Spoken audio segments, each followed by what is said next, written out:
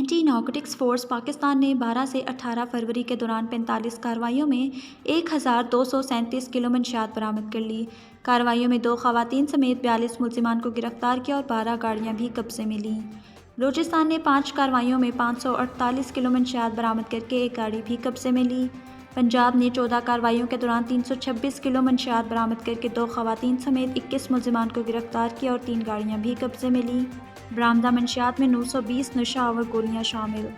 खैबर पख्तूनख्वा ने 9 कार्रवाइयों के दौरान 281 किलो मंशियात बरामद करके 3 मुलजिमान को गिरफ्तार किया और 2 गाड़ियां भी कब्जे में लीं।